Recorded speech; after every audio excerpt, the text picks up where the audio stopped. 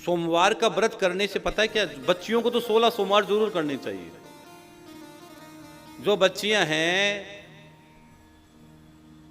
मनोराज्य हूं, मनु अपने मन के अनुसार, रुचि के अनुसार सहज सुंदर सांवरो भगवान शिव के चरणों में पुष्प चढ़ाकर आप ये बोल दो कि आपके मन के अनुसार, मन कामना अनुसार आपको वर की प्राप्ति होती है।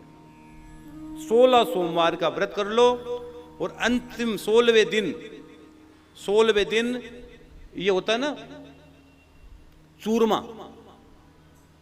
क्या चूरमा, चूरमे का भोग शिव को लगा दो, लेकिन उसमें चीनी मत डालना, खांड डालना। चीनी तो चीनी है, चीनी डालकर, चीनी नहीं खांड डालकर उससे आप चूरमे का भोग, या उसके जो छोटे छोटे लड्डू बना लेना।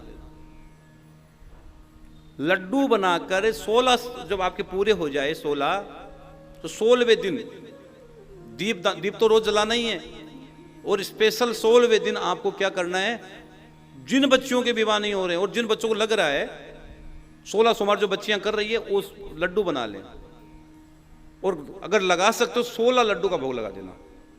कितना लड्डू का? 16 लड्डू का भगवान शिव को भोग लगा देना और भगवान को प्रणाम कर। 16 सोमवार, 16 सोमवार का बहुत बड़ा विधान है, बहुत बड़ा रहस्य है। 16 सोमवार की कथा होती है, हर सोमवार का अलग अलग भाव है कि पहला ये, दूसरा ये, तीसरा ये, चौथा ये, पांचवा ये, छठा, सातवां, आठवां, नौवां, 10वां, 11वां, 12वां, 13वां, 14वां, 15वां, 16वां।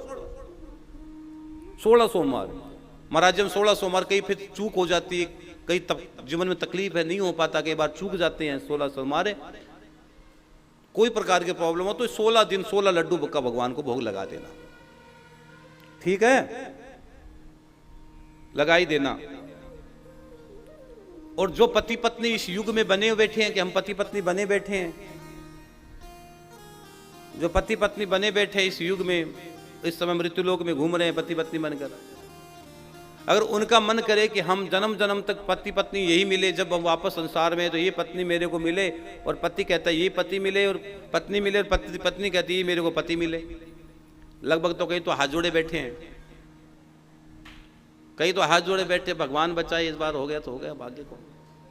कई तो घूम रहे हैं यूं भी झंझट में घूम रहे कि महाराज ये निकल जाए तो बहुत बड़ी बात, आगे के कौन, क्यों राजन, क्यों जितेंद्र जी। कई तो हाथ जोड़े बैठे हैं कि महाराज कौन सा सोमवार का व्रत हो गया था, पीछा छूटे तो अब न छूटे पीछे, मामला बहुत भारी है भाई। हाँ, इसका भी समाधान है। अगर आप पति प्रेमी, पत्नी प्रेम, और पत्नी और पति में बहुत प्रेम अगर आप में है, और आप चाहते हो अगला जन्म जब भी मुझे मिले मेरे को यही पति मिले, मेरे को यही पत्नी मिले, तो आपको छोटा सा काम करना है, छोटा सा काम करना है, उसका समाधान दे देता हूं। कई पति तो अब टीवी बंद कर देंगे, तेरे मनुश्री फालतू की बात कर रहे हो। कई पत्नियां कहेगी नहीं बंद करो इसको 1 सेकंड के लिए, क्यों नहीं चाहिए? अच्छा चाहिए, बड़े खुश होगी, वाह मनुश्री हजारों साल जियो, क्या अद्भुत बात बता दी आपने। देखो हर चीज के 2 पहलू होते हैं, हर चीज के 2 पहलू होते हैं, पॉजिटिव नेगेटिव दोनों इंपैक्ट होते हैं। तो अगर आप चाहते हो कि मेरे को अगले जन्म में वही पत्नी मिले, पति, और पति चाहता है कि मेरे को मिले, पत्नी चाहते हैं मेरे को मिले, पति मिले, तो एक काम करना, त्रियुगी नारायण है, त्रियुगी नारायण है। जब आप केदारनाथ जाते हो, गौरी कुंड से 15 किलोमीटर ऊपर त्रियुगी नारायण का दर्शन किया किसी ने? यहां पर कोई है जिसने त्रियुगी नारायण का दर्शन किया है? महाराज तो हम तो अपने घट में दर्शन करते हैं, हम कहीं नहीं जाते हैं, हमारा घट में है बस परमात्मा, कहां जाएंगे हैं?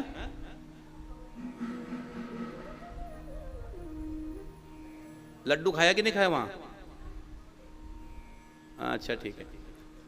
तो त्रियुगी नारायण है। त्रियुगी नारायण में अगर कोई व्यक्ति वहां पति पत्नी चले जाते, त्रियुगी नारायण कहाँ है? गौरी कुंड से 15 किलोमीटर ऊपर।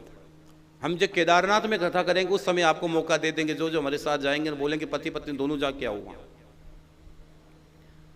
त्रियुगी नारायण में वो स्थान है जहां भगवान शिव और पार्वती जी का विवाह हुआ था। त्रियुगी नारायण में वो स्थान है जहां भगवान शिव और पार्वती जी का विवाह हुआ था। एक बार कथा रख लेंगे वहां पे